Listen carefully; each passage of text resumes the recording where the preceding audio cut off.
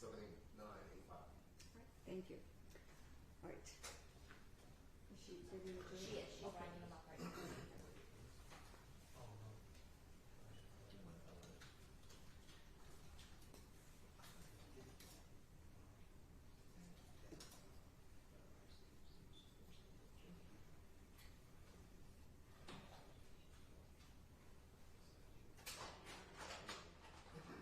All rise for the jury.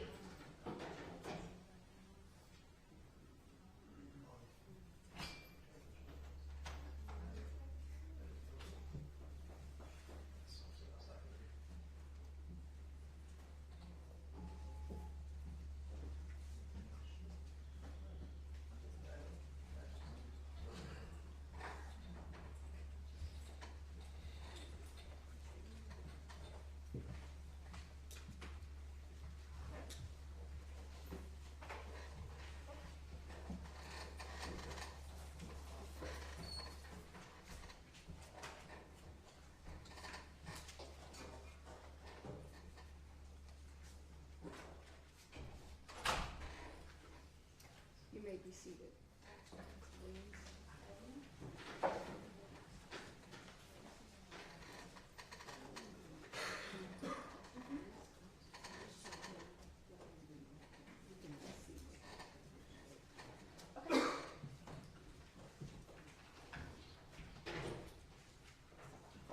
Good afternoon, ladies and gentlemen. We're ready to resume the taking of testimony. Please call your next witness. Your Honor, at this time, the people will call Dr. Carl Schmidt. Judge, I would just point out that there was a sequestration order they had at the beginning, but Dr. Dragovich is in the courtroom. They are both expert opinions, so I would ask to accept him from the sequestration order. I note that that's an allowable exception, Your Honor. People have no objection. Very well. Thank you. Thank you. Watch your step, please. Sir, if you could please turn towards me. Thank you.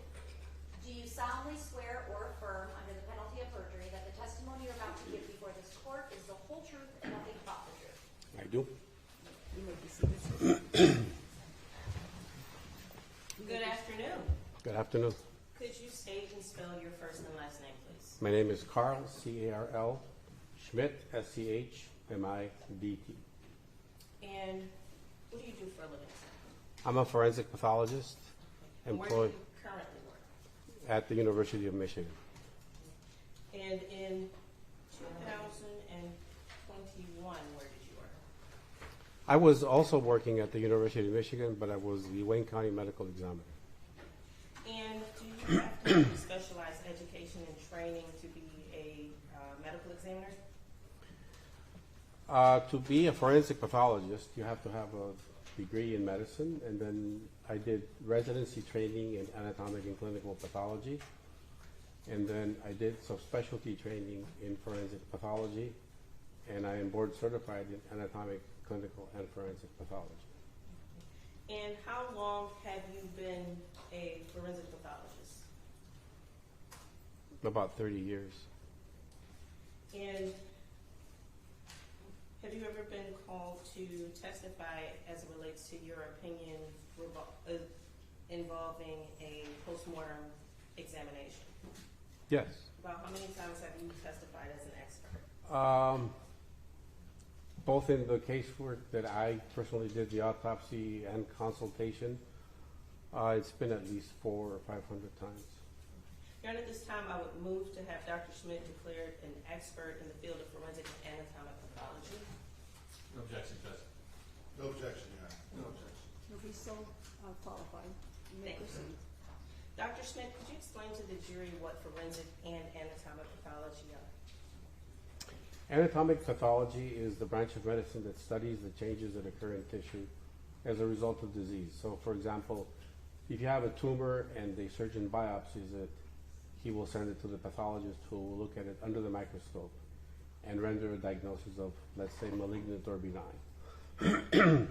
And a forensic pathologist is a subspecialty of anatomic pathology that studies the changes that occur in tissue as a result of the process of death and the mechanisms that lead up to the process of death, whether they be natural disease or trauma. And because many of our cases died due to trauma, we are often also called to testify in those cases that fall under the medical examiner statute. And I believe you've testified that you perform postmortem examinations, is that correct? I have. And what is the purpose of a postmortem examination, sir? The main purpose is to determine the cause of death. In a hospital case, that's really the main issue, documentation of the changes that happened as a result of the disease and therapy. In the medical examiner's case, it's also the manner of death or the context in which that individual died for the certification of death. And how is a postmortem examination conducted? A typical postmortem examination includes basic measurements such as height and weight. You then do an external exam where you look at the changes that occur externally as a result of disease or trauma, or both.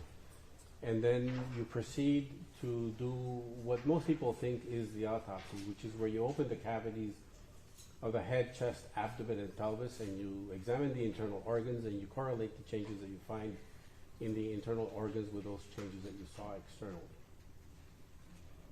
And typically, when a postmortem examination is done, are the findings ultimately placed in a report? Yes. And I'm going to ask you about this case in particular. How did you become involved in the death investigation of Mackenzie Cochran? I was called one day by the Attorney General who asked me to look at the case. And is it fair to say you are not the forensic pathologist that conducted the original postmortem examination? That's right. So if you are not the original assistant medical examiner, how is it that you can conduct a review and form an opinion?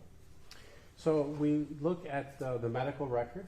In this case, I looked at the medical record, video from the scene, autopsy pictures, as well as the autopsy report, and also the microscopic slides that were generated as part of the autopsy. Okay. Now let's take those individually. You said you reviewed some video from the scene, is that correct? Correct. And how would that assist you in rendering an opinion as to cause and manner of death? When you're defining the context in which the death occurred, in other words, the manner of death, you try to gain information as to how it is that the events that led up to the individual's death took place. So in this case, the video was informative regarding how it is that the individual ended up on the ground and subsequently died. And specifically the video in this case, what was helpful about the footage as it related to you rendering an opinion? Well, there is one particular scene where you can see that he is pepper sprayed, then basically thrown to the ground, and he did not get up afterwards, and that was basically it. And Your Honor, permission to publish that portion of People's Exhibit 29 to the jury? Yes. Thank you.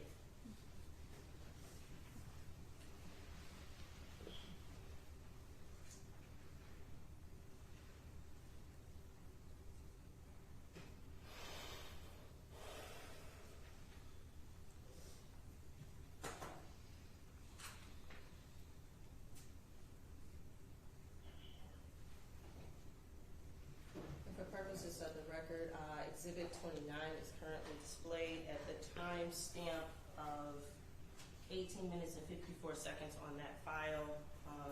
Dr. Schmidt, is this the camera angle that you were referring to that was important to your considerations for cause and manner of death? Yes. And I will play until you tell me to stop, sir.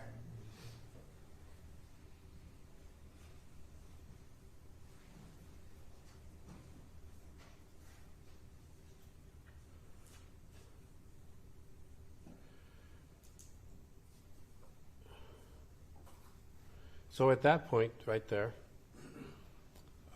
he's pepper sprayed for the first time, and it doesn't look like he was actually going to do anything to the security I'm gonna guard. object, calls for speculation, Judge.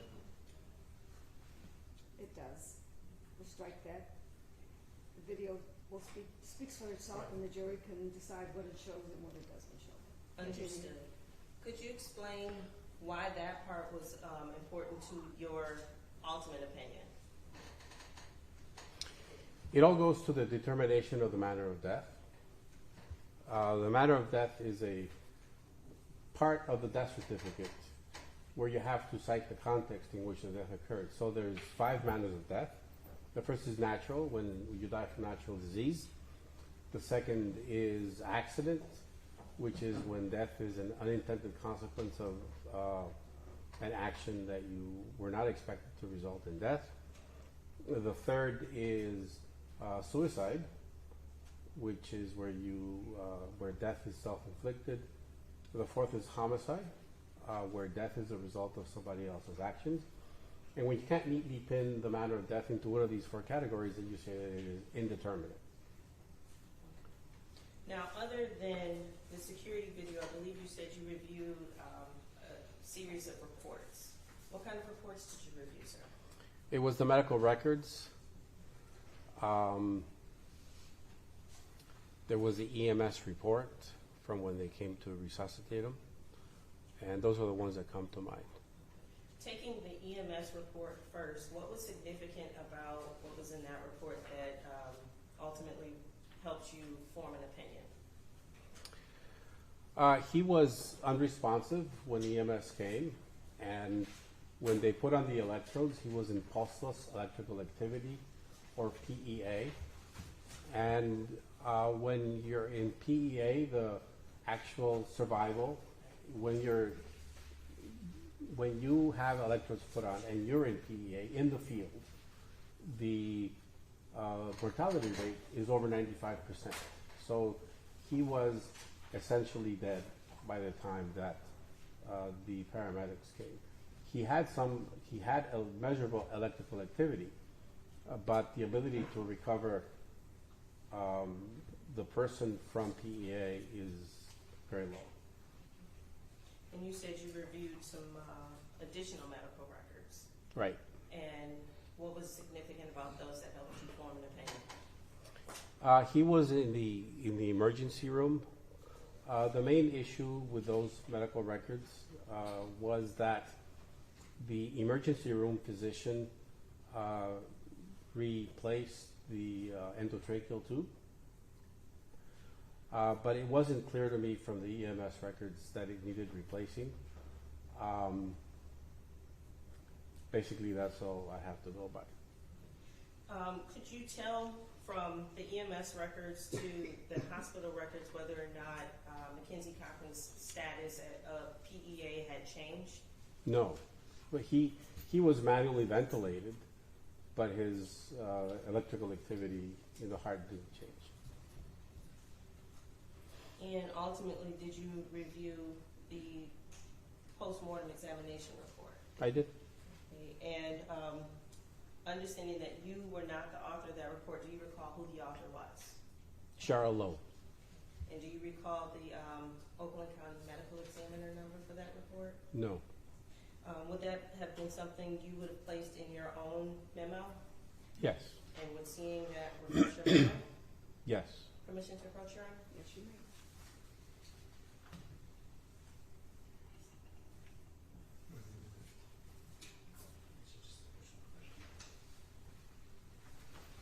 Sir, do you recognize the document that I've handed you?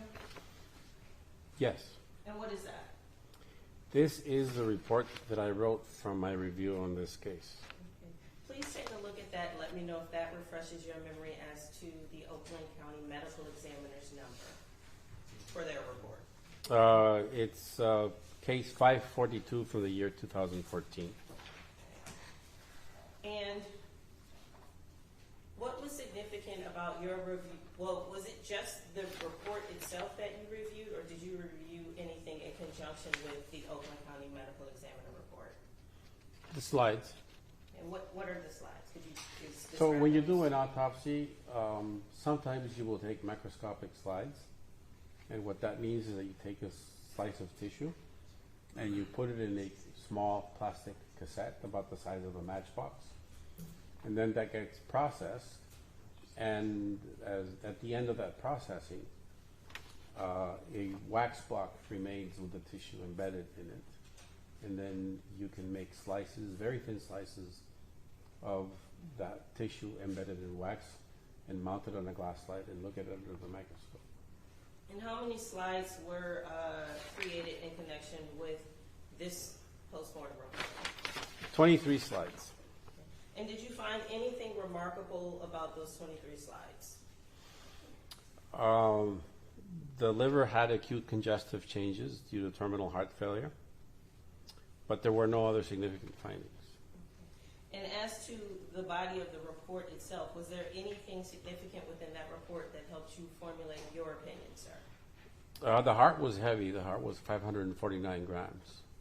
Okay. And what is the significance of that weight, sir? When you have an enlarged heart in a male is about 300 to 325 grams, you have an increased risk of sudden death. And that's really the main significance. And after reviewing the surveillance video, the EMS and hospital reports, as well as the post-mortem report and histological slides, were you able to form an opinion as to the cause of death of Mackenzie Cochran? Yes. And what was your opinion, sir? That he died of asphyxia and heart failure under prone restraint. And can you explain to the jury what that means, heart failure under asphyxia due to prone restraint? So there has been relatively recent literature on, and actually research on what happens to a person when they're in prone, in other words, face up on the ground, and they're being restrained. And although young people in good shape are able to tolerate it, above a certain weight, and if you're not physically conditioned, there can be changes present. The pH of your blood goes down. You're not able to move your chest to adequately breathe, and eventually that leads to changes which cause terminal heart failure. Is prone face up or face down? Prone is face up, supine is face. No, prone is face down, supine is face up. Now, as it relates to manner of death, you've explained to us the 5 manners of death. Were you able to determine a manner of death for Mackenzie Cochran? Yes. And what was that? I think that there's an argument to be made for indeterminate. I don't think this was an accident. But you can also argue because he was basically thrown to the ground and after that he died, that you could also argue that it was homicide. And for purposes of the post-mortem report, homicide means what, sir? That death was inflicted by the people and the circumstances that he was surrounded by. And it is by no means going into the criminal form of homicide, correct? Right. Homicide is a different definition in medicine. The manner of death was something that came into existence in the early 1900s. It's unclear exactly when. It seems to have been around 1910 that it started appearing on death certificates.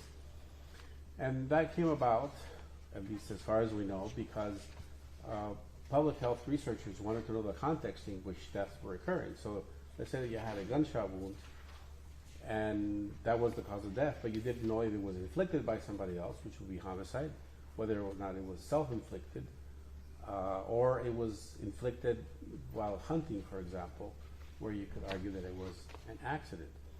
So essentially, that has been around since then, and it places the forensic pathologist in the position of having to assess what the context the death occurred in, and to make a determination regarding that. Now, the original autopsy report that you reviewed identified the cause of death as position compression asphyxia. Is that the same or different than your opinion, sir? It's related. I think to some extent it depends on how you want to phrase it. But I think that the more modern terminology of asphyxia under prone restraint better describes the physiology that happened behind that. People would pass the witness, Your Honor. Dr. Schmidt,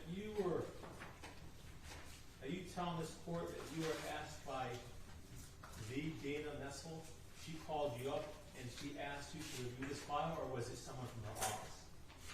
No, it was Dana Nessel. Okay. Because you and her have a friendly relationship, do you not? No, I hadn't actually seen her in years. So your answer is yes, you are friends, or no, you are not friends? Because I have friends that haven't seen yours either. No. So you're not friends. Right. Okay. But you do work for her often, do you not? No, not often. Okay. So when you do work for her, you get paid for it, do you not? Yes.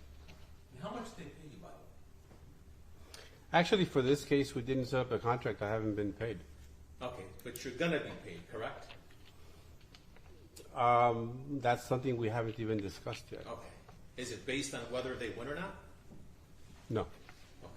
So is it gonna be more or less than what you're paid for in Muskegon, where you testified in a case where you said it can be indeterminate or it can be homicide, like you're doing today? Is it gonna be the same amount, same rate, or different? No, it's the same rate. What is that rate? $4.50 an hour. Oh, wow. And so you had to review the file, correct? You're keeping track of your time, are you not? No, actually, for this case, I haven't set up a contract and I haven't kept track of the time, and I haven't sent a bill, and I probably won't. Oh, so you're gonna do that out of goodness of your heart, correct? Objection, Your Honor. Argumentative. Not for that, Mr. Holden, please. Sir, you're asked to look at medical examiner's report for Mackenzie Cochran, correct? Right. And you're given a file to look at a report that's almost a decade old, correct?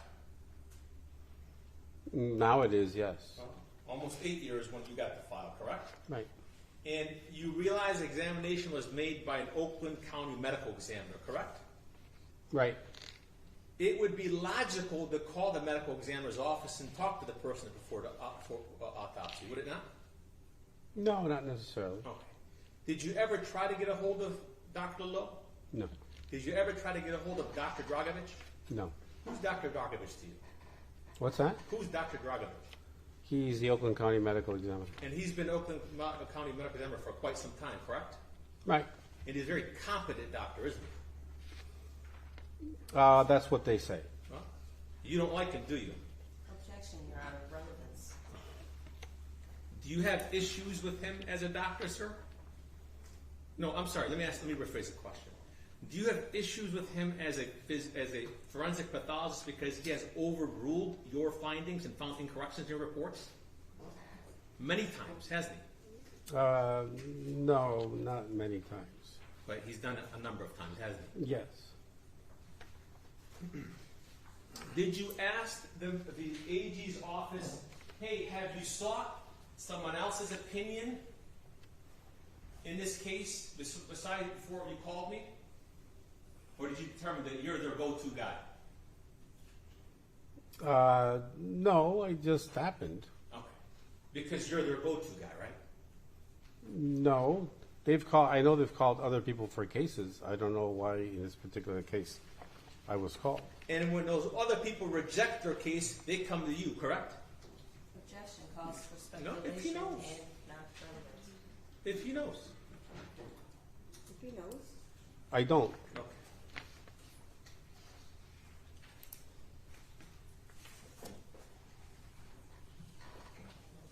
The report drafted by the medical examiner of Oakland County, sir, determined it was an accident, correct?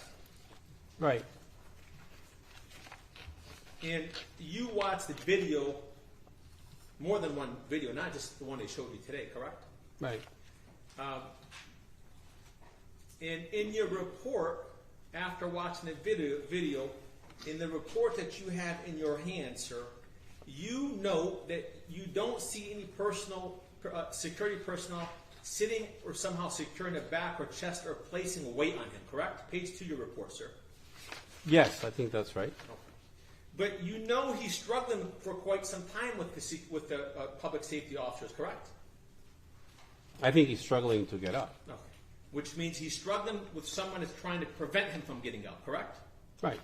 And were you told that the individual, the decedent, had made threats to kill someone? And that's why they're trying to restrain him? No. Sir, you testified in direct examination that he was on pepper sprayed once. Are you sure of that, sir? No, that was the first instance. I think he was pepper sprayed twice. Okay. Sir, had he left the mall if he was requested to leave, he'd be alive today, wouldn't he? I think so. If he had been peaceful with the sergeant, he'd be alive today, correct? Yes, probably. And had he not resisted, he'd be alive today, correct? Right. Had he not struggled with one officer, he'd be alive today, correct? Yes. How about 2 officers? I don't know. He'd be alive today if he didn't struggle with 2 officers, correct? Probably. How about 3 officers? It depends on how he was being restrained and whether or not those 3 officers could have restrained him. Right. But if he didn't struggle with them, he complied, he'd be alive, right? Yes, I think so. Sir, would you agree the act of securing a person's hand in and of itself wouldn't cause a person to die? Would you agree with that? Yes.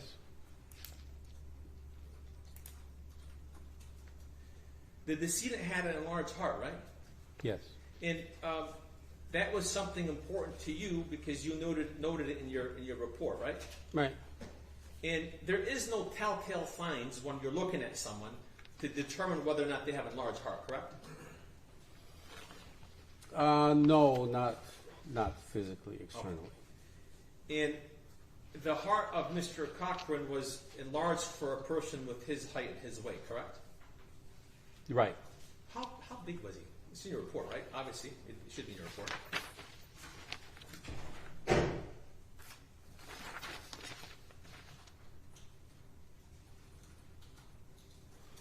No, I did not put it in the report, but it's in the autopsy report. Wait. You draft a report about a decedent, and you know that report is going to be relied upon by the prosecutors that pay you. Remind me, was it $5.50 or $4.50 an hour? I haven't been paid. I know, but they pay you only $4.50 an hour, correct? In the previous cases, yes. Excuse my memory, but did you say that you're not going to bill for this case? I hadn't thought about it. So you intend I'm billing for this case, correct? I mean, the No. jury's here. You can be honest. You're on the record. No. Because if you say no, you're not going to get paid. So you better make sure it's clear. Your Honor, I believe the witness answered the question. Well, what? I didn't hear it. Well, what is? You going to get paid? You going to bill for it or not? You're on the record. You have cameras and everything. No. Oh, Move to strike that oath. that wasn't a word. It was a sound. I'm sorry. Okay. Refrain from making nonverbal editorial comments. Thank you.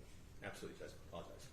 So, sir, his heart is listed at 591 grams, correct? 549. Right? 1.5 times larger than the average heart, correct? Right. And we don't know from your report the size of Mr. Cochran, correct? No, it's in the autopsy report. But I'm talking about your report. No. So, being that, with that being said, the autopsy report is more detailed than your report, correct? Yes. And one can rely on that report more than your report, right? No, they're different.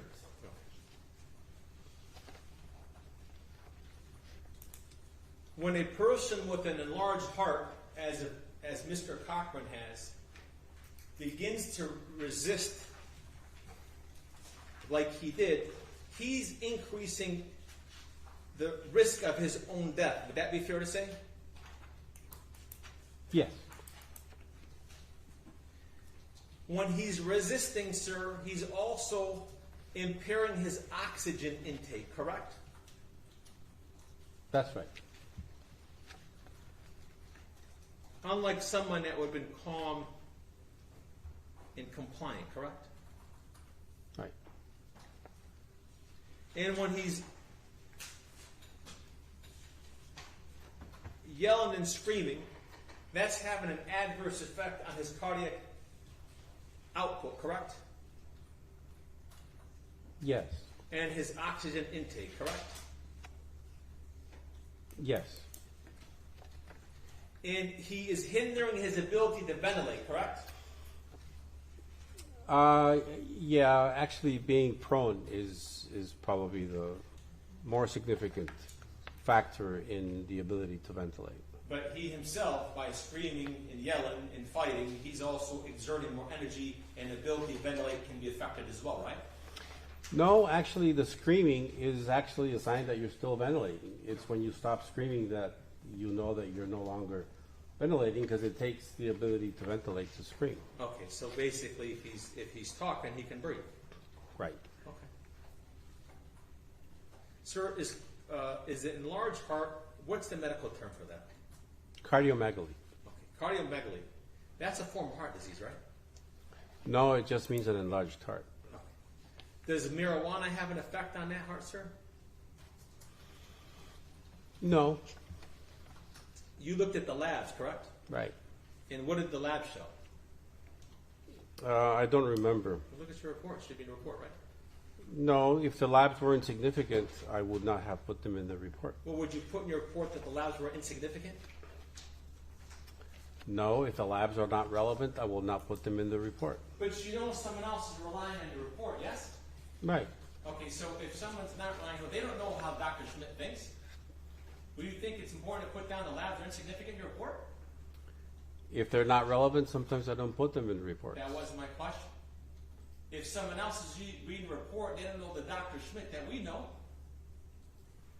that works for free, they may not know that. Right? So the question is? Someone else reading the report may not know that it's not significant, but it's not noted in there, correct? I don't know. I just don't always put data that is irrelevant in my reports. Sir, you referenced the issue of PEA, correct? Right. Sir, you know that PEA, what they can do in the EMS or EMT, they can give epinephrine to help with that, correct? Right. And do you know whether or not epinephrine was administered? I don't offhand. Probably it was. Oh. Would that be in the report as well? No, not necessarily. And if epinephrine can be administered in what way, sir?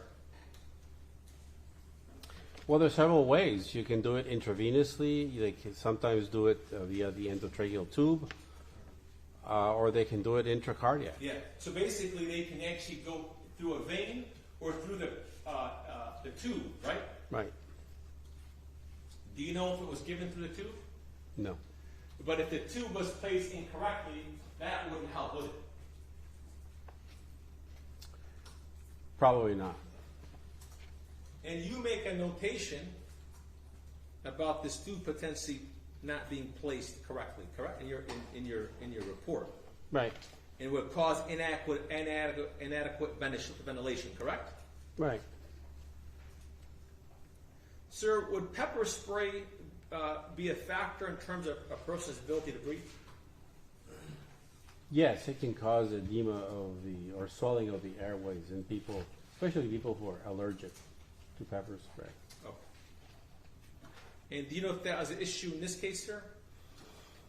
I doubt it, because the autopsy report does not mention any changes in the airway. Okay. Did you note that in your report? No. So are you going off memory right now? Yes. And how many cases have you testified in since you made that report in your hand in 2021? 40, 50? Probably more than that, right? Because you're a paid expert, right? No, actually, 90% of them have been cases in Wayne County. Okay. That was half my question. How about the other half? You're a paid expert, right? Right. Hired gun? Objection, Your Honor. Okay. You saw no signs of trauma, correct? Right.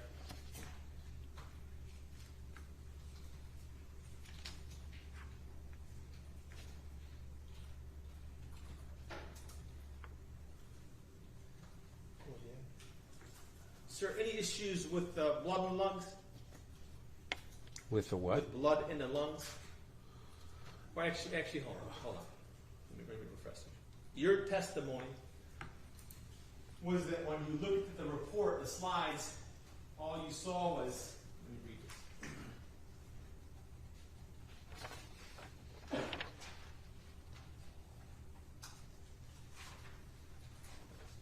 The issue with the liver, nothing else of significance, correct? Right.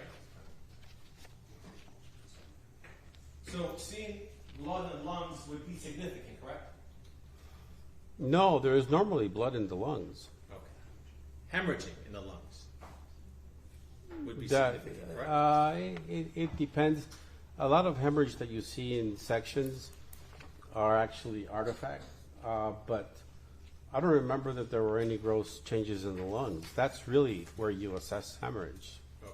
But you noted that there was nothing issue other than this liver issue, correct? Correct. All right. Sir, in your report and your testimony, would it be fair to say, sir, that you kind of go back and forth in terms of the manner of death? Right. All right. And you said that, quote, you testified under oath before, correct, in this case? At the examination? You Right. You remember that, right? Right. Okay.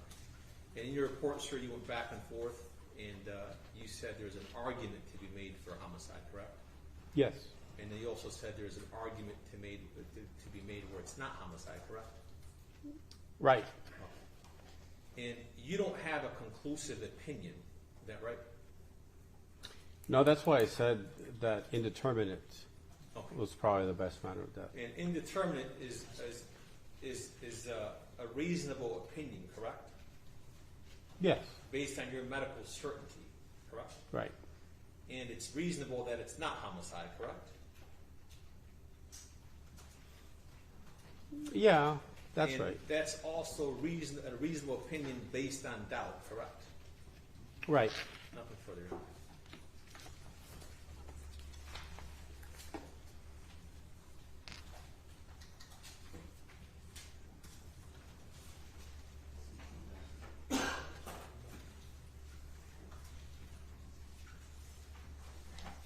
Doctor, what was the date that you received the phone call from Ms. Nessel to inquire as to whether or not you're interested in this case? I don't remember. Remember what year? It's been at least 2 or 3 years. So you don't know the specific year, you don't know the specific date, correct? Correct. And did you take notes of this particular correspondence you had with her? No. When you received that call, were you employed by any other county or? The University of Michigan. Now, you mentioned on direct, I believe, at one time at point you were employed as the Wayne County Medical Examiner as well as University of Michigan, correct? No, I've been employed by the University of Michigan since 2011, I think. But we were providing forensic services to Wayne County as employees of the University of Michigan. Okay, how long were you providing services to Wayne County? I was actually chief medical examiner for 18 years and an employee of Wayne County until 2011. And then when we changed over to the University of Michigan, then I became an employee of the University of Michigan. Weren't you fired from your medical position at Wayne County, sir? No, I resigned it. You resigned amid a lot of controversy. Would you agree with that? Yes. And you are now the chief medical Yes. And Monroe County had absolutely nothing to do with this case. Would you agree? Correct. So you seem to be quite a busy man between University of Michigan, your job at Wayne County, Monroe County, correct? Right. And you're telling us today that out of the goodness of your heart, you're just going to volunteer your services on this case, correct? I hadn't thought about billing until you brought it up. I didn't bring it up. I just asked you if you thought about just volunteering your services with all these duties that you have way back in 2014 to take on this job, right? I don't think he was asked in 2014. Okay, I'm sorry. Well, he doesn't remember. You don't remember when Ms. Nessel called you. So, I think it was in the middle of the pandemic. in any event, when you take on this job, you get a file and you get all type of, you get an autopsy, you get police reports, correct? Right. Who were you working with at that time and point? Were you doing this all on your own, or did you have someone from the Attorney General's office assisting you? The Attorney General sent me the files and the slides. Okay, but was there anyone assisting you in this? No. You were doing it all by yourself?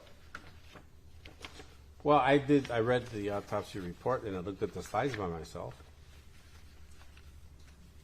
You prepared a letter regarding your opinion of this case, and it's dated August 29th, 2021. Would you agree with that? Yes. And in that report, you indicated all the materials that you reviewed for this case, correct? Right. And that letter was directed to a Mr. Aronde Patterson, Yes. an Attorney General in Detroit. Yes. And in that account, or in that letter, you indicated that you looked at security camera videos. Yes. And I would assume that you're referring to People's Exhibit number 29, correct? Correct. And you testified on direct, so that I'm crystal clear that you ruled an important cause of death was the individual being pepper sprayed and thrown to the ground in that particular situation, right? No. That was a circumstance that led to him being in prone restraint. And it was actually the prone restraint. Okay, so it wasn't the led to his pepper death. spray and being thrown to the ground. No. And how long was the individual in a prone restraint, if you know? I think he was unresponsive in about 7 minutes. And that's when you say unresponsive, that's when he went into the PEA? Yeah, I think so. So the PEA could have come from suddenly being put on the ground, screaming, kicking, enlarged heart. Yeah, eventually what all that leads to is the inability of the blood to deliver oxygen to the heart, so the heart goes into pulseless electrical activity. Now, your report also indicates that you looked at videos that included media accounts and reporting from the incident. You remember that? Yes. So you were provided what kind of media accounts and from who? It was like TV newscasts. I know, but who provided that to you, and The Attorney General. specifically, are we talking CNN? We're talking local news? It was local news. You also put in your report that you had cell phone documentation of Mr. Cochran while being subdued. It says, and cell phone documentation Oh, yeah, of videos. Mr. Cochran while being subdued. Right. Cell phone videos. Okay, not from Mr. Cochran, though. No.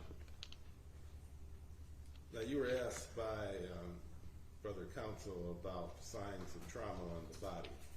This was an individual that was roughly, 7 or 6 feet tall, 203 pounds. How about? And was there any abrasions or bruises on this individual? I think he had a couple of abrasions like on the knees, but they were really superficial.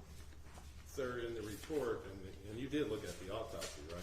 Yes. That was performed, because you didn't perform an autopsy in 2021 or 2014. No. You wouldn't disagree that the only signs of trauma were 2 minor cuts or abrasion on the individual's fingers, Yes, something like that. knuckles, and other than that, there are no signs of trauma on the head, No. the body, period. Right. Right. So there's not even any trauma around the wrist where the handcuffs were supposedly placed. Would you agree with that? Yes. And if 5 individuals would could have kicked somebody, hit somebody, or placed a knee on the back, there clearly would have been some kind of signs of trauma, such as a bruise or an abrasion, right? No, if you had placed a knee on the back, there may not have been, there probably would not have been anything. Okay, well, what about if someone was struck? Yes, if you were struck, it is much more likely to leave an abrasion or a bruise. Okay, and someone was grabbed by the neck. No, not necessarily. It depends on how you were grabbed. What if someone placed forcefully their hands on the person's shoulder in order to keep them in the prone position? No, that may not leave, especially if you have clothing in between the fingers and the skin, that may also not leave. But chances are it would you agree?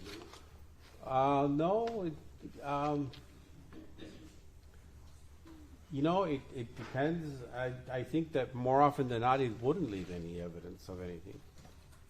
Now, you were also asked about some of the reports. Did you look at the toxicology report? Yes. And in that report, did it not include the fact that Mr. Cochran had marijuana in his system? Yes.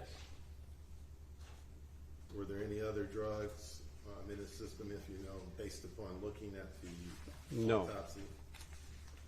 No, not that I recall.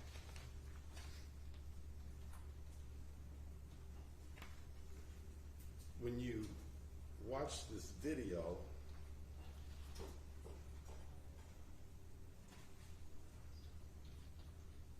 you were giving the description of the various individuals or the security guards, were you not? Given the description? Right, you were given the police reports, correct? Yes.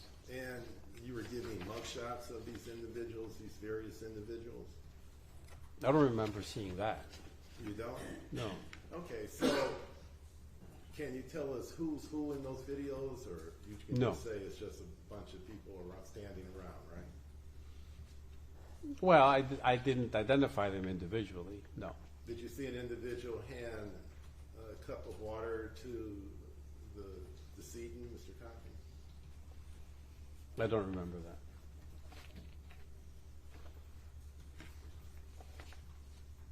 Did you take any notes upon your observations and your findings while you were preparing to come to trial in this case?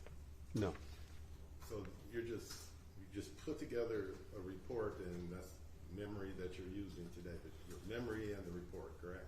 And I looked briefly at the autopsy report. You And, looked briefly at it. yeah. In your preparation of your letter, you just looked briefly at the autopsy report? No, before I came here, when I was preparing the letter, I looked at everything in detail. Let's go back to the autopsy report that was prepared by Dr. Lowe. Clearly, you had some conversation, or you reached out to the doctor who performed the original autopsy. No.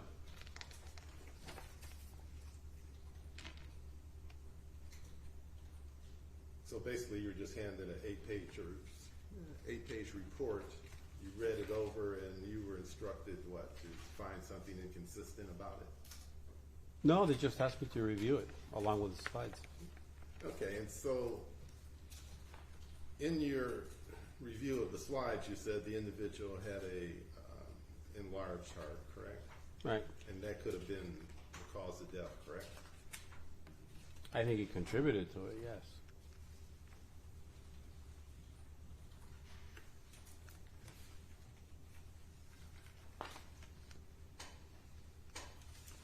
in your report, you put down a confounding factor is the enlarged heart, which is a risk factor for sudden death.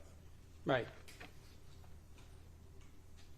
And then you go on to say physical restraint in an individual that is agitated will increase cardiac output and oxygen consumption, needs to keep pace with the muscular effort expended by the victim while struggling to fend off the attempts of the restraint, and is itself significant contributor to death in the circumstance when prone and with decreased ventilatory capacity. It is easy to see how the heart can fall, especially in already enlarged heart, which is less adaptable to increased metabolic demands. That's in your report, correct? Right.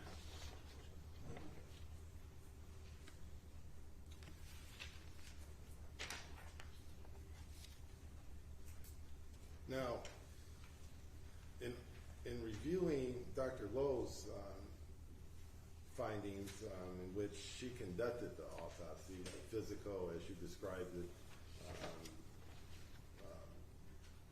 cutting the body, Right. gathering the reports. You naturally you didn't have anything to do with the body, but you were going off of Dr. Lowe's report, correct? Right. And when you make your report,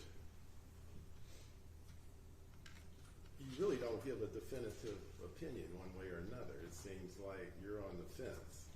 On one side, you're saying it could have been a homicide, and then on the other side, it's inconclusive or indeterminate, right? Yeah, but it was not an accident. But you can't say that this was a homicide, in your opinion. Right. So why are we here? Objection, Your Honor. I think that's a question that isn't, I think that's a question that isn't going to receive an answer. Okay. Okay. So you also put in the fact that there was an inadequate placement of some kind of medical device while the decedent was en route to the hospital that could have caused death as well. Yes, there is documentation that the endotracheal, that the emergency room physician replaced the endotracheal tube because he thought it was out of place. So there was negligence from the hospital contributing to the cause of death? No, EMT. Oh, the EMT, I'm EMT. sorry. That's unclear because if you look at the EMT records, he was well ventilated during that time. But you put in your report that that could have been the cause or contributed to the cause of death. If that was actually the case, yes. Well, if it wasn't the case, you wouldn't have put it in your report, correct? No, it was something that had to be documented because it was there, and it may be related to the cause of death. All right. Thank you, Dr. Netflix. Mr. Braxton?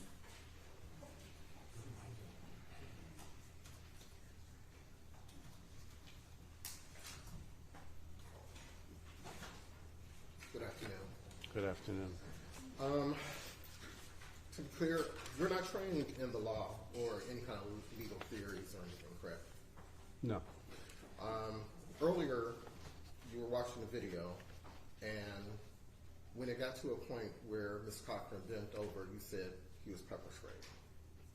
Yes, that's what it looks Okay, like. but you've also stated that that he was pepper sprayed twice. Was it pepper spray after that? I think it was after that, yes. After that. So in the video, it showed Mr. Cochran walking towards one of the officers, and then he backed away. Right. Okay. You also saw that the officer put up his arm when he had walked towards him. Did you see that? Yes. Okay. Did he have the pepper spray in his arm at that time? I don't remember. You don't remember? Okay. Aaron, I believe we previously established that the video speaks for itself. No, I'm just. Well, he's just trying to elicit the order of which the two pepper sprays were Correct. witnessed, that's all. I believe that's what you're trying to do. Mr. Correct. Braxton.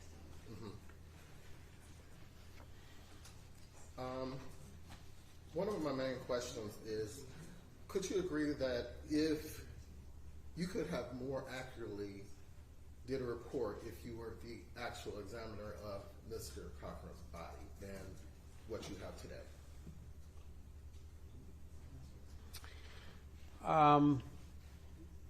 I'm going to answer no, because the autopsy is a medical record. And the idea behind a medical record is that you document everything that you did during the autopsy or when you examine the patient, so that a subsequent physician comes along and reads the chart and he can reach the same or different conclusions as you did. But don't some physicians make mistakes? Sure. Okay.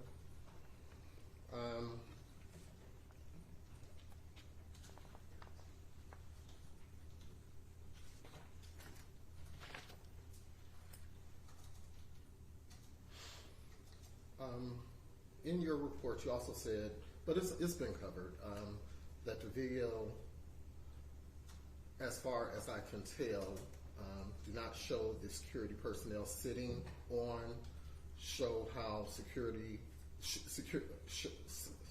somehow securing the back and the chest or placing weight on him, meaning Mr. Cochran. Right. Okay.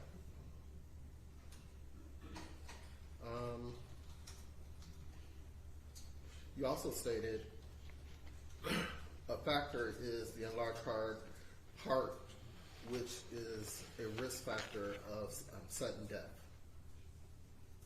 Yes. Okay. And it said you also have here the victim, while struggling to fend off attempts at restraint, and is itself a significant contributor to death in this circumstance. Right.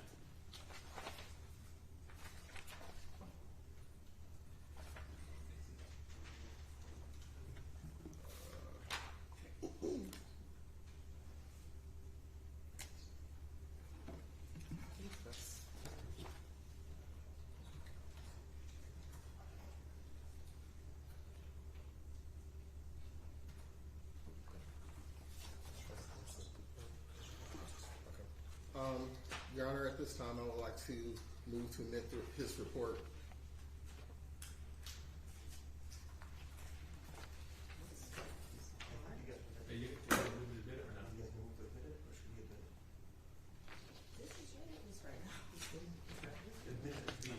All right. Do you have any objection to the admission of Dr. Schmidt's report? No. You admit it. Defense Exhibit B. B? Yeah.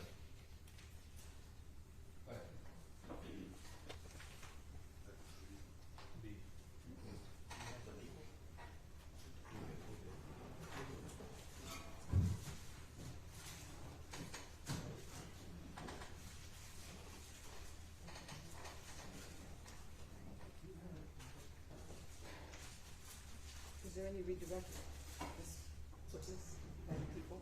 I don't know if I think that.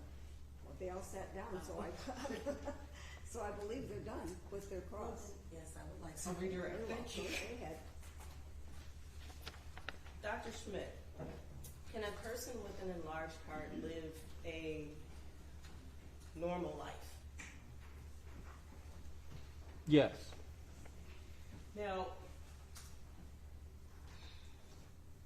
if just a person, let's, for the purpose of this example, a person with a normal sized heart, if they were restrained in a prone position, would they also be susceptible to death? Yes.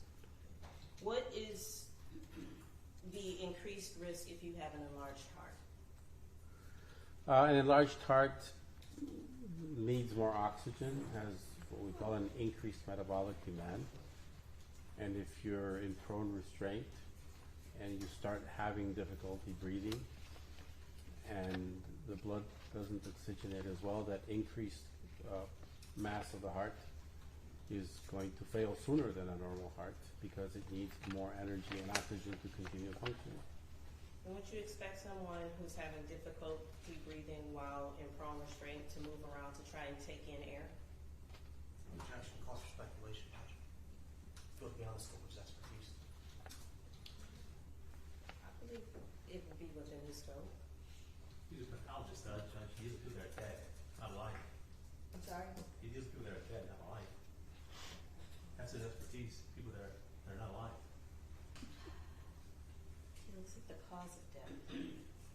Okay, could you repeat your question, please? I don't even remember my question anymore. Then ask another question. I will, Your Honor, thank you. Now, your ultimate determination for the cause of death was cardiac arrest due to prone restraint? And what items did you review that led you ultimately to that decision? Well, the autopsy report, the slides, the hospital records, the EMT records, the videos.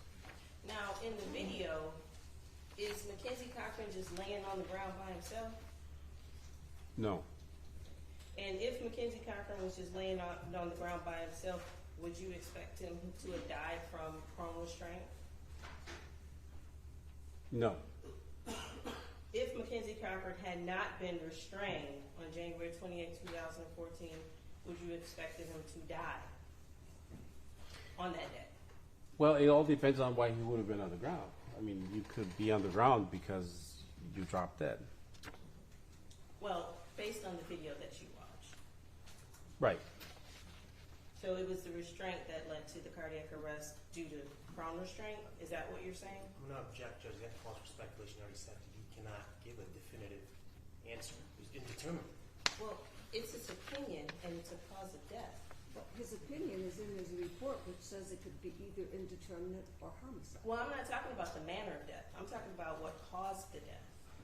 I wasn't talking about the manner of death. I didn't say anything about homicide. But you asked it. Okay, enough. Rephrase your question. Yes. As it relates to the prone restraint, from the video that you watched, who was restraining Mr. Cochran? And I'm not expecting you to give names. The security guards. And was that a direct cause to the cardiac arrest? Yes. Thank you. Nothing further.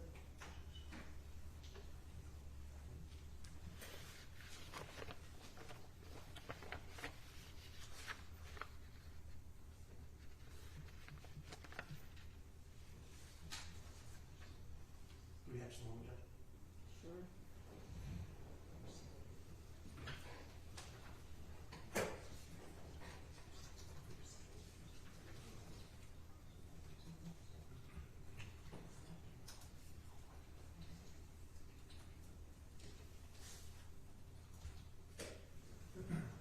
Sir, then why does the report say conclusively this is a homicide? I don't think it says that. Thank you, nothing further.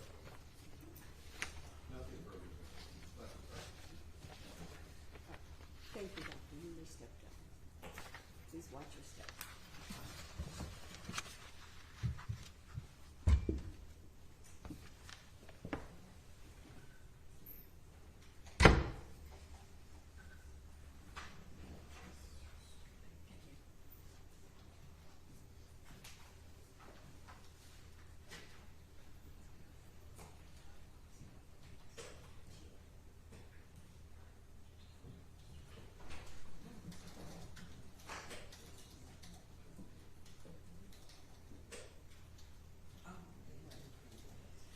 Sorry, Your Honor. At this time, we do have no further witnesses, and we rest.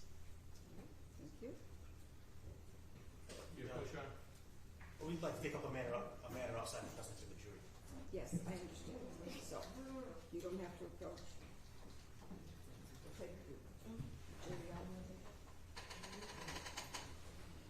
All rise for the jury.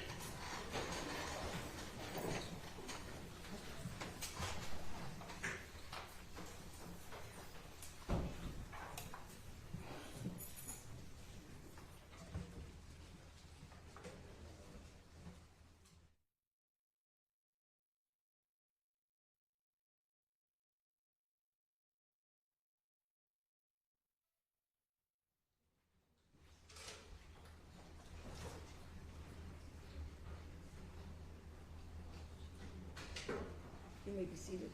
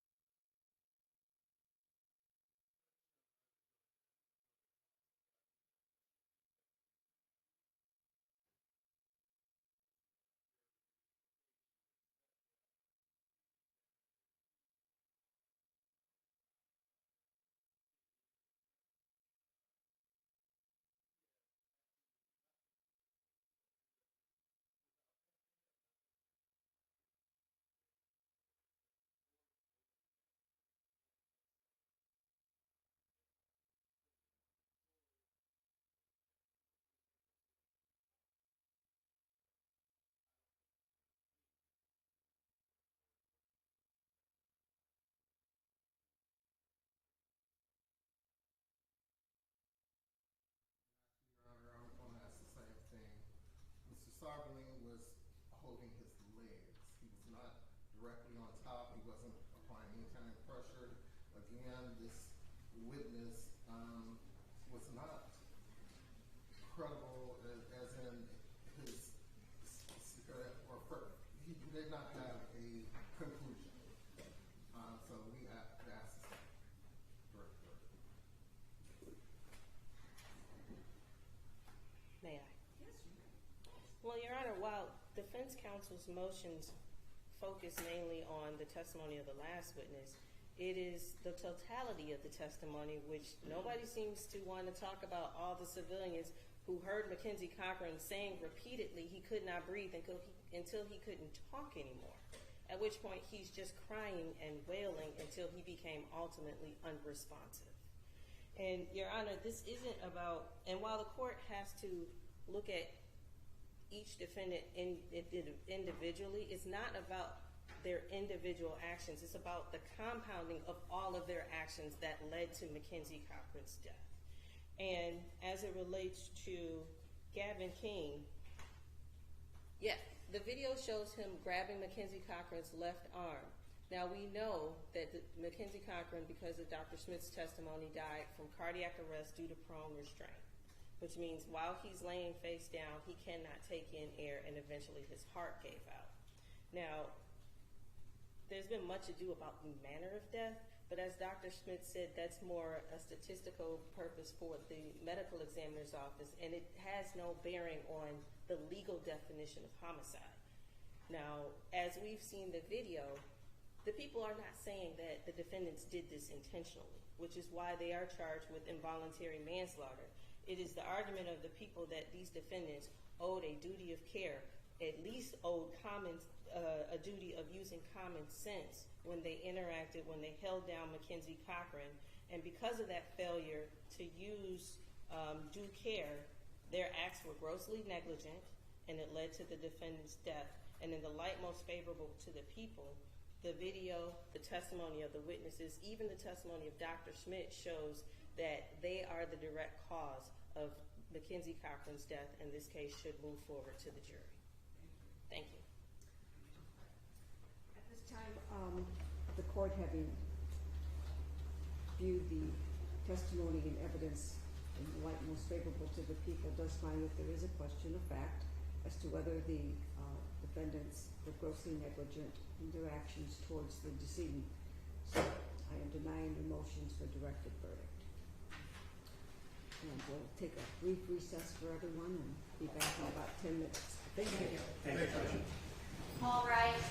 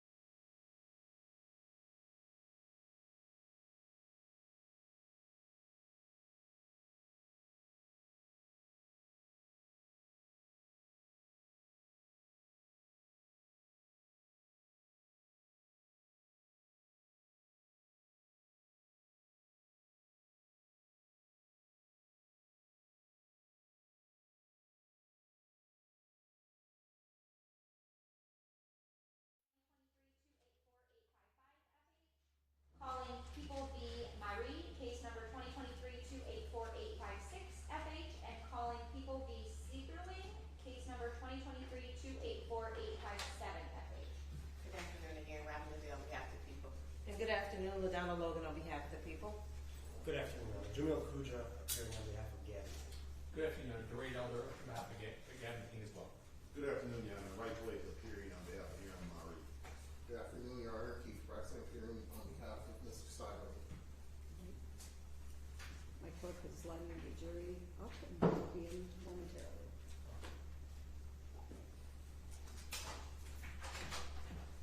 All rise for the jury.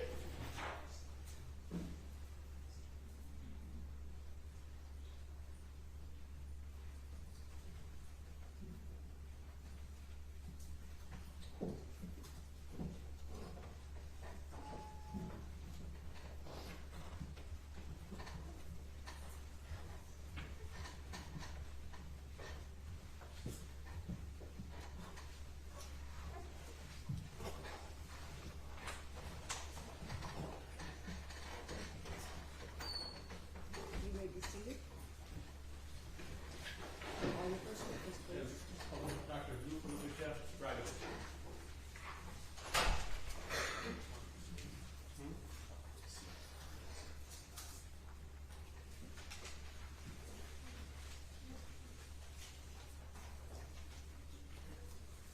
Your apologies, step up into the box.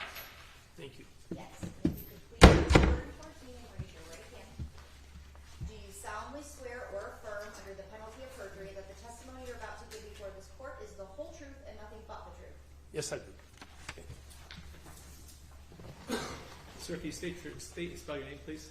I am Lucius Dragovich, that's Ljubisa, middle Jovan, last Dragovic. Sir, are you employed? Yes, sir. Where are you employed currently? I'm currently employed in the capacity of Chief Forensic Pathologist and Chief Medical Examiner for County of Oakland. And can you tell the jury what that entails? Well, I'm responsible for anything and everything that the agency medical examiner in this county does things properly and according to the law, because we enforce one law, that's the Medical Examiners Act of the state of Michigan, and I'm responsible for everything that is done by my agency. There are other doctors that work with me, and there are investigators, there's clerical personnel, there's autopsy personnel. It's an operation, and that's my responsibility. How long have you been the chief medical examiner for Oakland County? It's 34th year running up now. And can you tell the jury a little bit about your education and training, please? Well, I graduated from medical faculty, University of Belgrade in former Yugoslavia back in 1975. So it's I've been a physician about 49 years now. I did the rotating internship there, and I did the compulsory military service as a medical regimental officer at the time that country existed. I also worked as in an underserviced area of the country for almost a year together with my wife. And then I was given an opportunity to come and train in pathology at Queen's University in Canada. I completed that, and I followed with subspecialty training in neuropathology, which is the subset of pathology that deals with injuries and diseases of the central nervous system, peripheral nerves, and skeletal muscle. And I continued my senior fellowship here at the University of Toronto, and then I was forced to move to this country because my wife was recruited by a major hospital system here, and we had no choice. We came with our children, moved in 1985, and there I worked as a research consultant at the Division of Biological Psychiatry within the Department of Psychiatry at Wayne State University. Somehow I was recognized as a suitable recipient of a Russell S. Fisher Fellowship Award. Russell S. Fisher was a noted North American forensic pathologist. And that took me from Detroit to Baltimore, and I served there at the office of the Chief Medical Examiner for the state of Maryland. And then at the point in time when I was making a decision to establish myself there by accepting the offer that I had, a good man, now deceased, Dr. Werner Spitz, showed up one night at the office and asked me to come and join him to work in Detroit. And that's how I ended up working in Detroit, Wayne County, for about 3.5 years. I served there as an acting chief medical examiner for, I think, 4 months. And then I had an offer that I couldn't turn down, and this offer came from Oakland County government, and that was at the beginning of 1991. And here I am, 33.5 years later, still humming. So that's simple. Have you been qualified by the court to give an expert opinion in forensic pathology in the past? Yes, sir. And how many times would you say you testified in court as an expert? Well, a couple of weeks ago, then I took off for a quick vacation, but that was the last time I was in court, actually, down in Wayne County. How many times do you think you testified as an expert as a whole? I don't keep the track of that, maybe hundreds and hundreds of times. Okay. Because it spans for over 37, 38 years now of active practice of forensic pathology. So, and you've testified in many different courthouses, many different jurisdictions. Would that be fair to say? Coast to coast and abroad, and provided evaluations to issues from abroad. Yeah. And do you teach as well? I do. And how many autopsies do you think you performed over the years? One this morning. That's it. Today I had only one autopsy. Thousands of autopsies. I mean, that's. And many of them involve the manner of death. Well, each medical legal investigation of death is by law, by the State Medical Examiner's Act, obliged to provide the cause of death and the manner of death, and then to interpret the findings along those lines to substantiate those claims, and also to reduce everything to paper. That was the old spelling in the law. Nowadays we keep the hard copies, but we also use electronic database. So I haven't read the recent update. They may have updated it now as far as reducing things to paper, dropping that out. I turn this over to opposing counsel.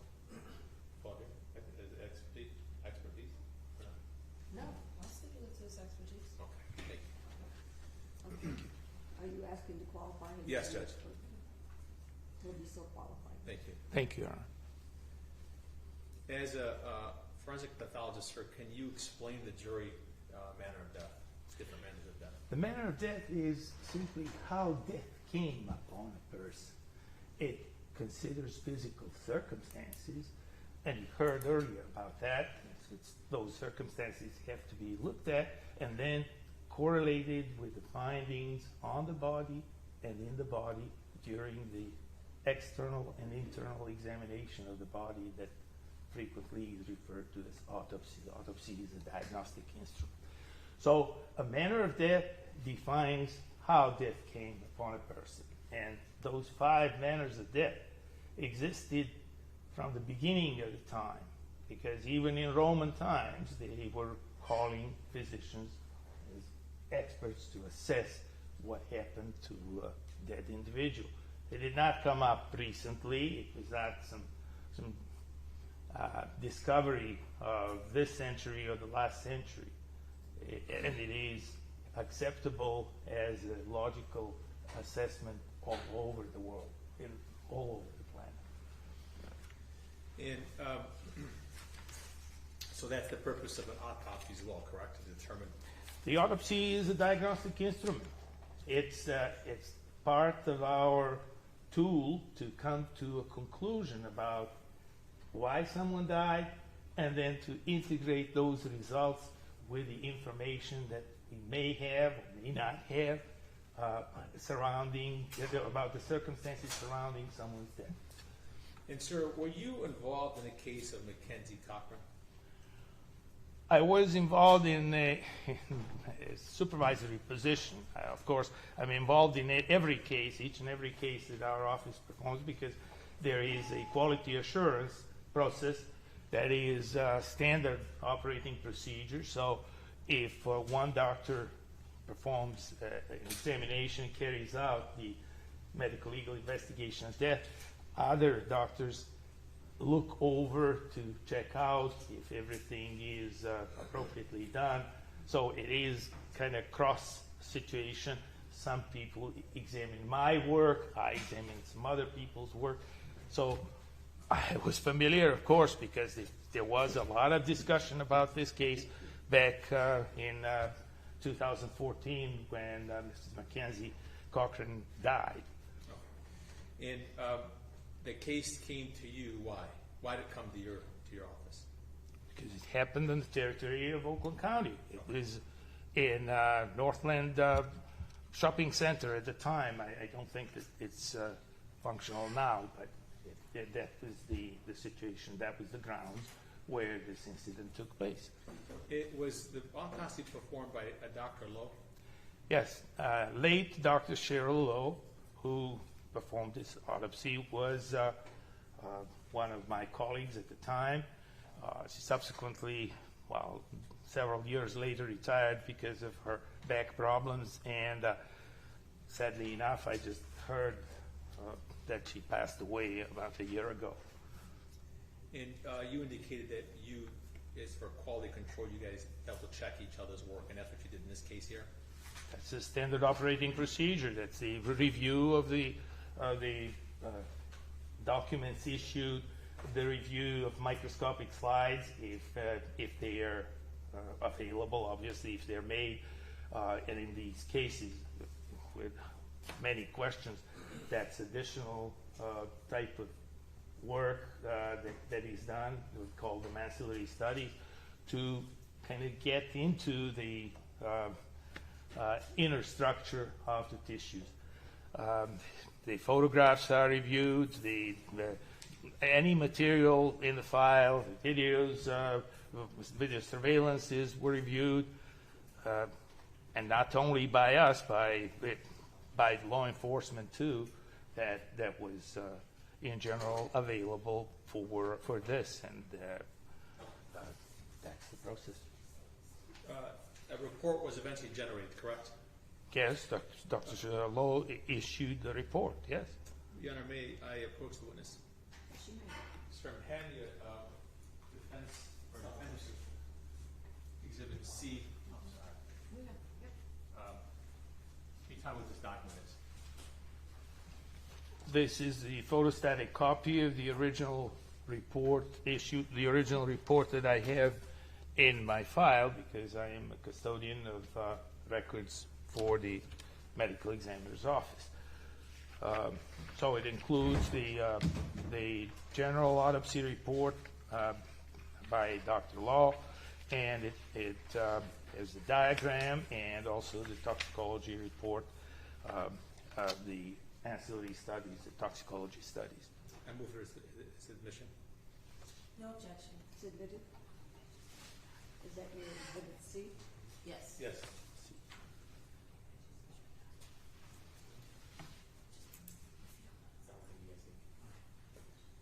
Sir, in terms of the manner of death, sir, what does the report indicate? What's the manner of death? The report indicates that the manner of death was accident. Okay. And was there an opinion in terms of the diagnosis of death as well? As the diagnosis, it was position compression asphyxia. And based on that, you reviewed, did you review video as well? Oh, of course I did. Okay. And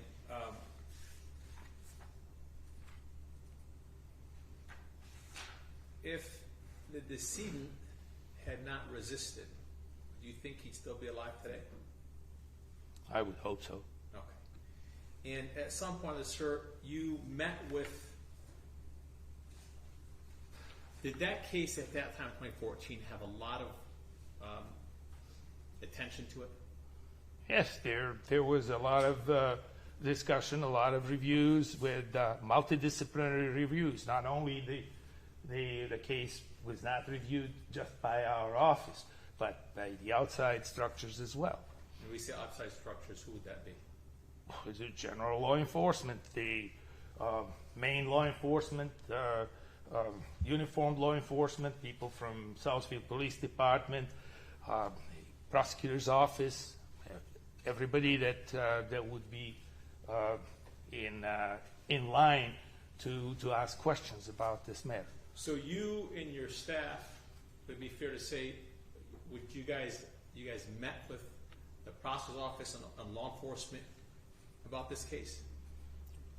In multidisciplinary setting, in our auditorium, at least several times. I don't know exactly how many, but at least several times where a lot of people being present, all the photographs being shown, everything discussed to every detail. You said auditorium. Yeah, we have a classroom type. It's Dr. John Burton Memorial Auditorium. That's what we call it. Well, do you have a conference room as well? Oh, we have a conference room, but the conference room can accommodate maybe 12 to 16 people. The auditorium can accommodate about 50 people or so. So would it be fair to say you had a lot of people that had to use the conference room? I mean the auditorium, I'm sorry. That was the purpose. That's the purpose. That's what we give lectures to. So you render your opinion that it's an accident in the diagnosis as well, correct? Well, the office provided that. Dr. Lowe, who is handling the investigation, rendered the opinion. We checked it out, and we concurred with the opinion, and that was the discussion going on when it was presented to other people, other subsets of law enforcement. We are an independent structure within law enforcement. There are other people who may or may not have immediate interest or developed an interest to be there and discuss this. And at some point, sir, there is no prosecution. It's determined that this case should not be prosecuted, correct? Objection, Your Honor. Okay. Relevance. I'll rephrase it. Other than today, sir, were you ever called or anybody from your staff called to testify in this case? Objection. No, Judge. It goes towards the credibility of his report. Whether or not he testified before, in regards to what he's testifying today, it goes for the credibility of his testimony as well. Your Honor, I don't believe whether he testified to Dr. Lowe's report in a hearing outside of today or this matter goes to the credibility of his ability to testify to the report. That's circular logic. Judge, it goes to the accuracy of his report. It's not his report. Well, Judge, he said Judge, he testified that it was double checked, triple checked. It's the way his office works for quality assurance, Your Honor. So he is aware of this report. He signs off on this report. But that's not the question that was asked. The question was asked whether he's testified as it relates to his reports going forward, and that's not relevant. Okay. What is the relevance All right, of Judge. that? You No, can here, certainly, here. I'll rephrase the question. thank you. Sir, after you met with law enforcement, Yes. after that, did anybody else from law enforcement ever contact you about your report? Up until today or immediately after that? After your file was put away, 2014-ish, you had met with all these authorities that you talked to. Right. Eventually your file was put away, correct? Yes. When's the next time you heard anything about your report? A couple, 3 years ago, And- maybe 4 years ago. Okay, so almost a decade later, you were asked about your report, correct? Yes, sir. And who is the person that asked about your report? This was Mr. Patterson, Mr. Orlando Patterson from Attorney General's office. And what did he ask you to do?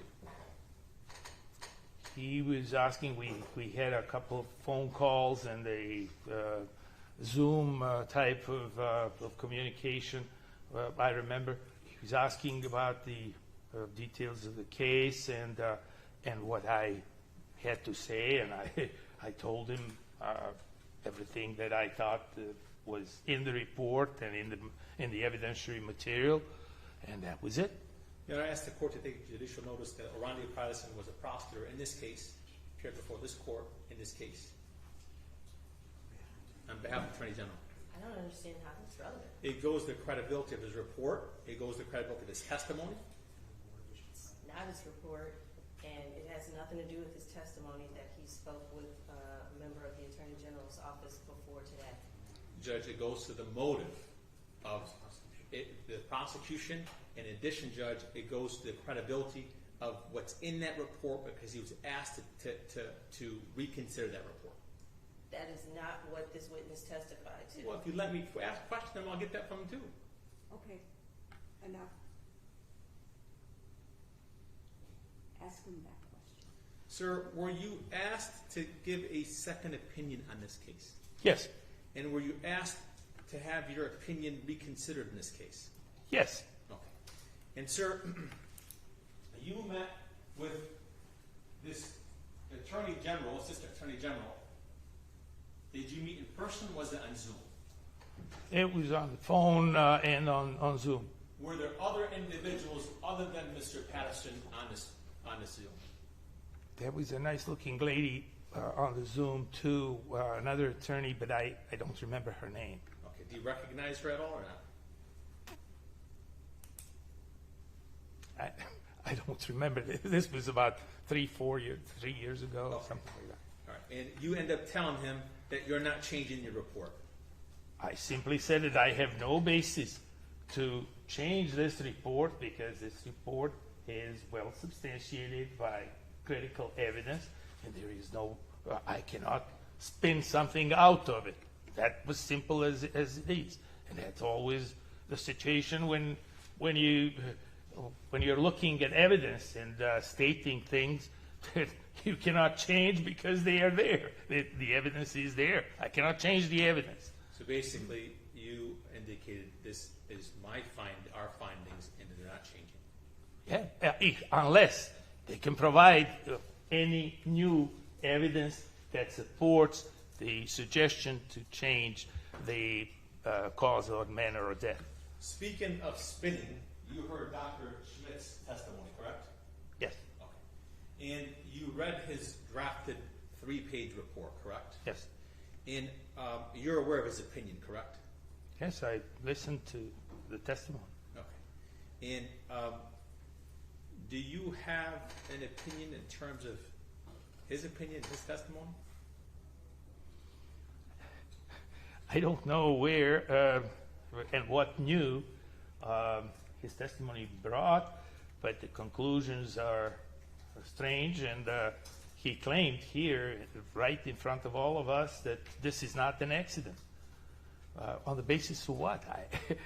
I have to explain a little bit more about the accident, and he actually provided the definition of an accident earlier, and he said that it's unintentional act. And you know, if someone shows me an intentional, purposeful act, well defined, then that's a different thing. But there is no such thing, and that's what everybody looked at originally in the evaluation of this case. Dr. Dragovich, the government knew of your report, correct? It's a public document. Correct. And you were called by Attorney General about your report, correct? That's correct. I'm sorry, Assistant Attorney General, correct? Yes. Did Dana Nessel call you?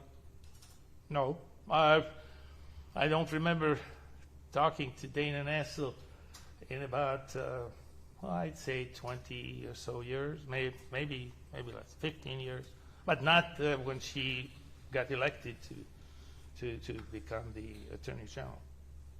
I worked with her in Wayne County, and object to this narrative. I believe the question has been answered. Okay. Have you worked with Dane Nessel in the past? Yes.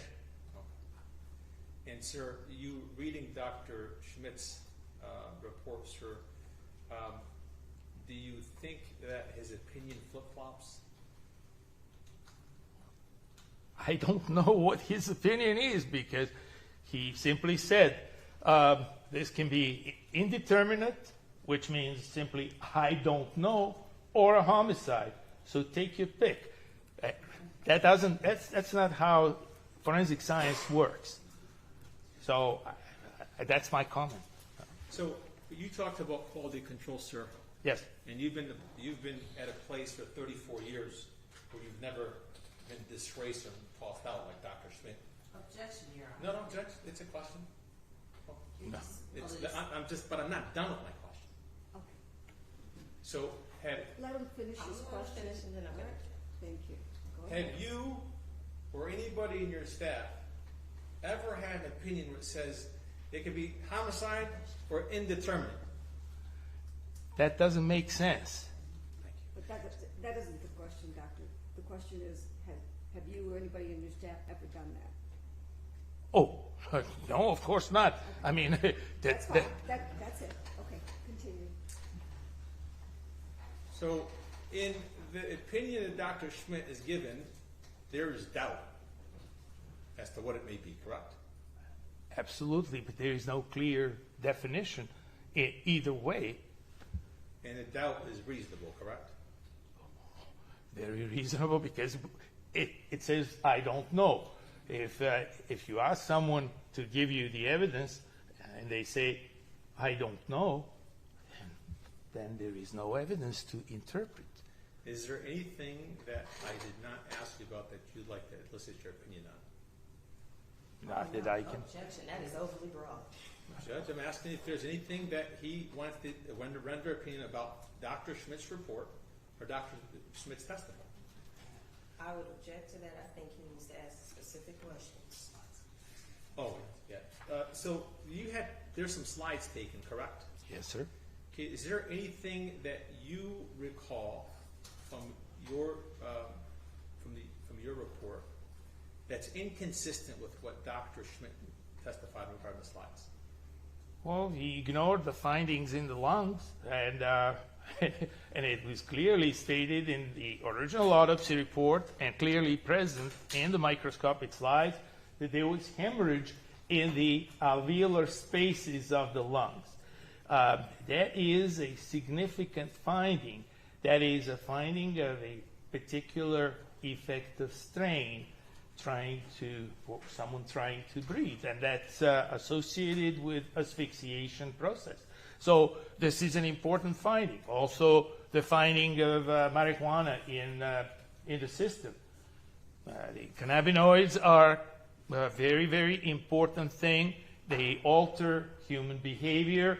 They have the capacity to create hallucinations, and they basically affect human behavior. And then, if you even for the fact that they are legalized now, same thing. It can be transposed into alcohol. Someone under the influence of alcohol, it has changed behavior. Well, the cannabinoids are very important finding in this case because of the confrontation with the individuals from security services. Sir, Sir, I'm going to show you something on the screen, sir. Could you tell me what that item is?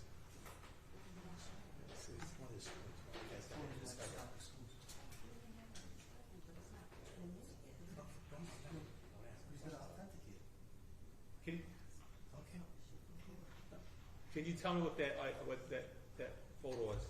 That's a photomicrograph of one of the slides from the lungs. There were multiple slides taken, similar findings. You see the red lines; those are the walls of the air sacs, and they are engorged because of the blood vessels. Because the blood vessels are engorged with red blood cells. Now, you see the kind of white empty spaces, and you see those pink dots. Those are red blood cells. They have no business being there. And any time you have red blood cells in the alveolus, in the air sac, in the lungs, you do not have normal breathing. The breathing is cut out. So this is a representative photo from the microscopic slide. And that's mentioned in the report. It was documented. It was referenced. But the claim was that there was engorgement of the liver. Yeah, sure, there was some hyperemia in the liver, but Your Honor, I'm going to object to this narrative. It's going beyond the scope of the question. Judge, we move for admission of this exhibit C. I'm sorry, D. I'm sorry.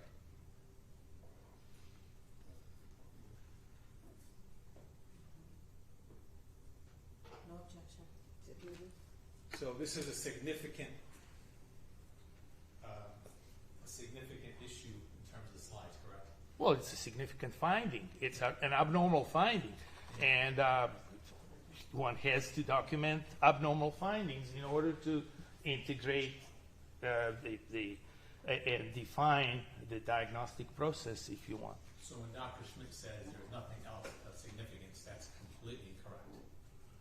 Well, it is incorrect. And you have evidence right there, correct? Yeah, evidence speaks for itself. Thank you. You're welcome. No questions from the doctor yet.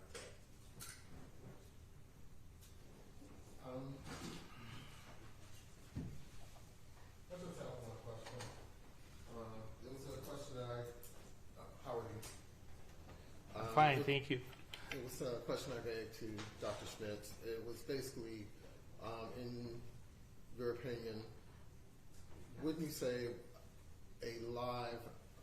if you are examining the body yourself, you would be able to do a more accurate report than just doing a review of someone else's report? Well, generally, that's the reasonable proposition, because someone looking at something is in the best opportunity to notice the appropriate things and to document the appropriate things. However, it is very, very important that someone who is documenting things know and carry on the proper documentation of every detail, even though that they may not be able to interpret everything, because no one knows everything. Only fools know everything. But there are levels of expertise, and people can look at the findings and conclude about it. But once one looks at someone's findings and someone's evidence, it has to be incorporated all in all and address things that are in agreement or things that are possibly not in agreement, because that's the process. You don't skip the things that you don't think are important, or for whatever reason.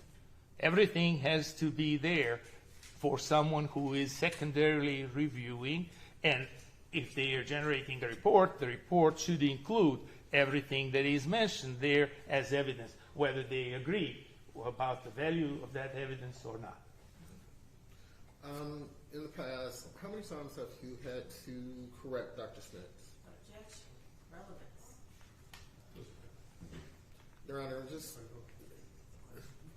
have a question on how many times he's had to review, and in the past, just determine Dr. Schmidt's, the fact that he's had to have a review himself. Well, Your Honor, again, objection, relevance.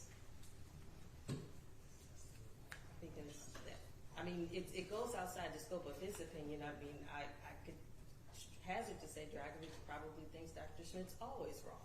So, Well, let him say. no, this is not relevant, and this All is right. my objection. Counselors, I'm going to sustain the objection. Let's Thank move you. on. No further questions. Thank you. Good afternoon, Doctor. Good afternoon, ma'am.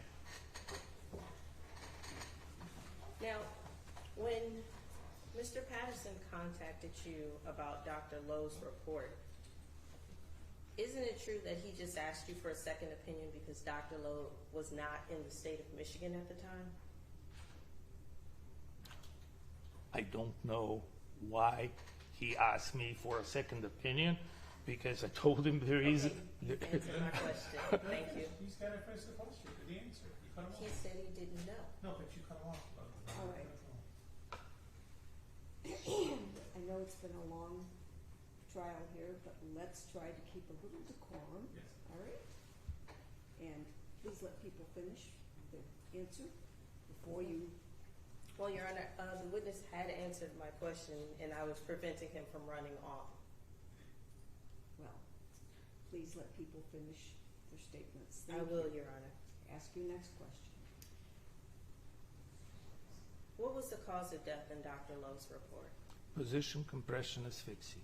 And what does that mean to us? It who are means, not- in rough translation, it means the heart stopped, because asphyxia in Greek means stoppage of the heart.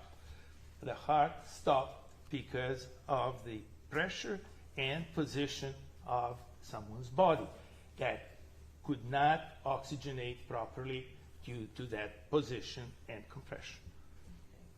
And I believe you said that there were other materials that were reviewed in coming to this cause of death? All of the materials that were part of the examination of the body, the microscopic slides, the toxicological analysis, the photographs that were taken. Yes, as far as our aspect is concerned, there were other materials. They're here. This is the original file, and other questions came from the outside, obviously. What other materials did you review from the outside? The video surveillance camera results, the footages that were brought by the Southfield police, and that would be about it. And of course, the immediate situation, the emergency EMS report, and the admission to the hospital. So those are the materials that are pertaining to our scope of interest. Other questions came from different entities, but I don't have any other materials generated. Yeah. I just want you to answer my questions if you Okay. could. Now, when it comes to authoring the report, isn't it important to explain how you come to your findings? Well, that's the report. The report states what the findings are. One gets the idea, reading the report, how things are assessed. That's the purpose of the report. So how the external appearance of the body looks, how the internal appearance of the body looks. Yeah. I hate to interrupt, but my question is, wouldn't it be important to have any external information that you review in the report that you use to come to your the ultimate conclusion of cause of death? In the autopsy report? In the autopsy protocol? No. No, So this is autopsy protocol addresses the autopsy. So you don't explain how you determine the cause of death? Well, if someone reads this report, they will understand what has been accomplished through the examination of the outside of the body, the inside of the body, the organs that are within the body, and everything is listed accordingly. Any external type of information will be looked at, but they are not part of the autopsy report. Okay. The police report is there, you know. So. Dr. Dragovich,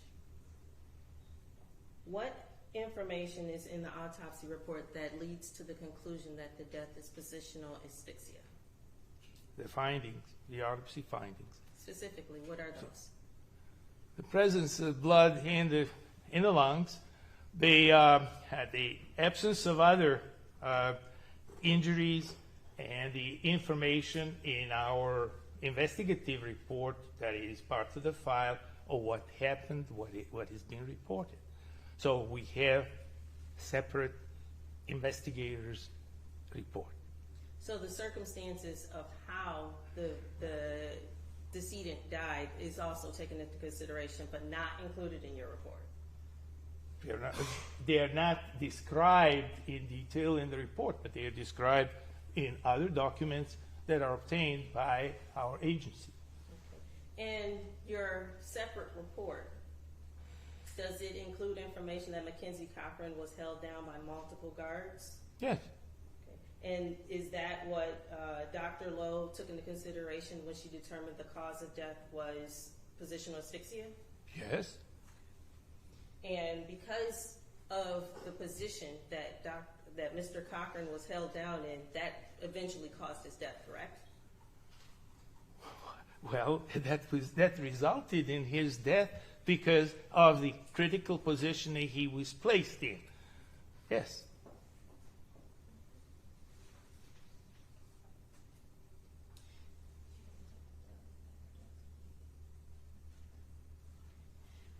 I want to talk briefly about manner of death. Yes. Now, Dr. Lowe says that manner of death is accident. Could you just tell us briefly what, for purposes of an autopsy, what accident is?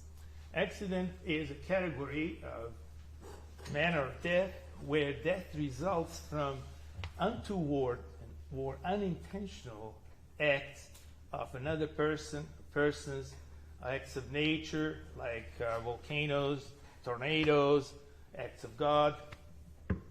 So like a car crash? Yes.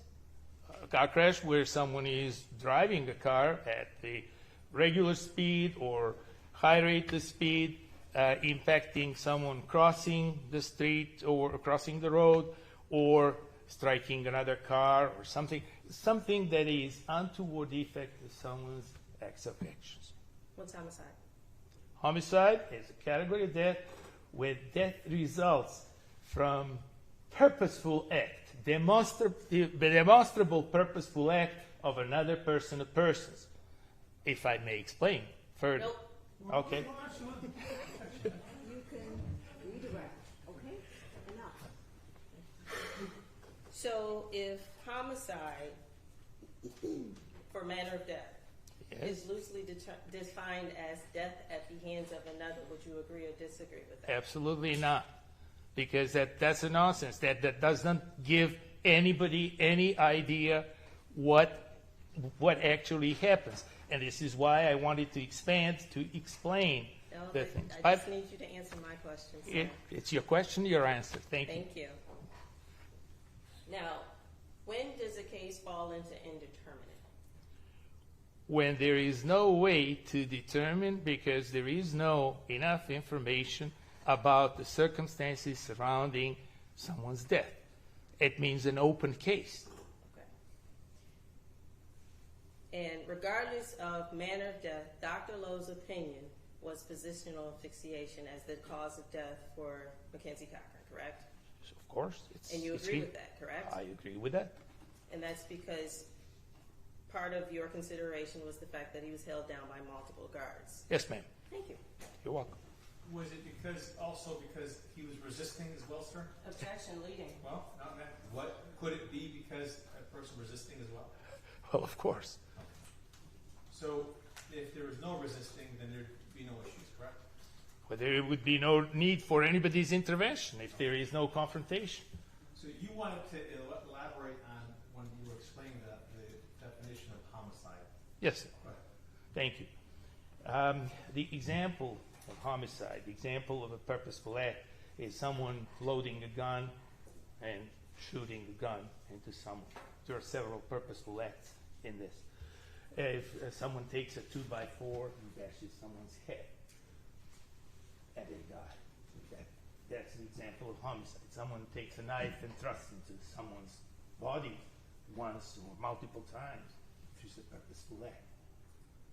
But in a situation where that purposefulness is not present or even part of it, because things are happening as a result of untoward effects, then you have the obligation to appropriately classify that as accident. Or if you don't know, then you say, I don't know, and there is no classification.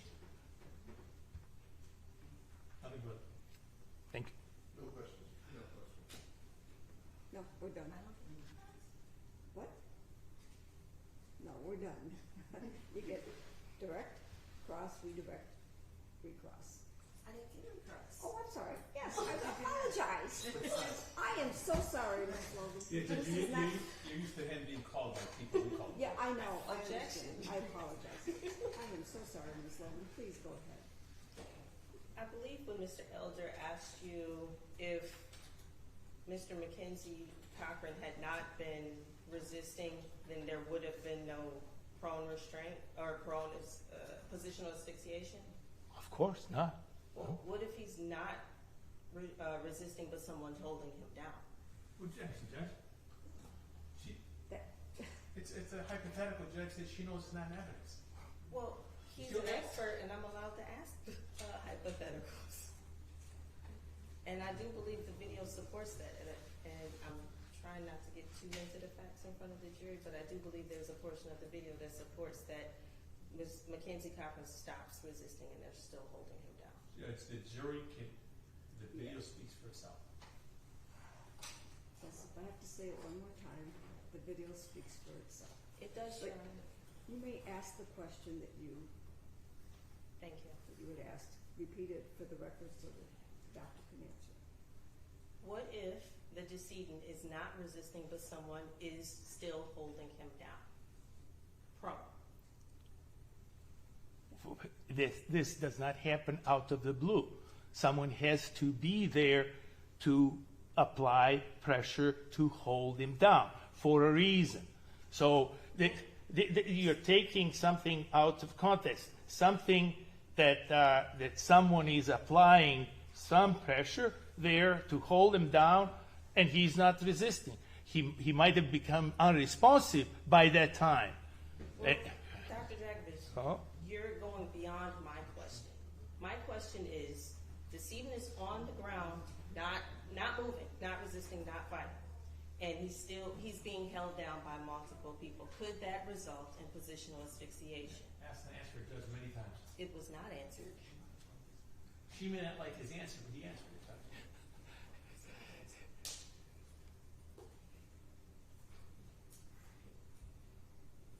Do you understand the question, doctor? I don't, because I was asked to speak the whole truth and nothing but the truth, and not half the truth or 1/4 of the truth, Your Honor.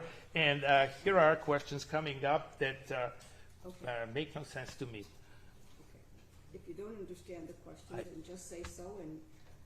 I don't understand the question. Okay, very well. Okay. This is an example, just hypothetical. Mackenzie Cochran is laying on the ground, prone, face first.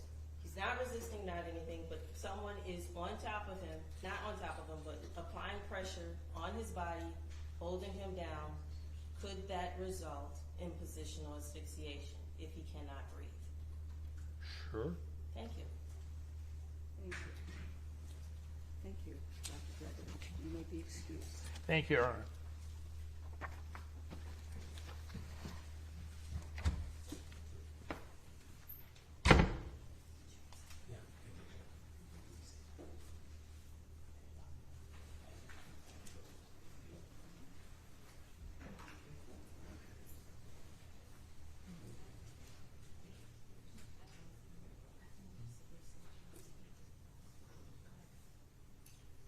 You have further witnesses? We have one more witness, Judge. Yes.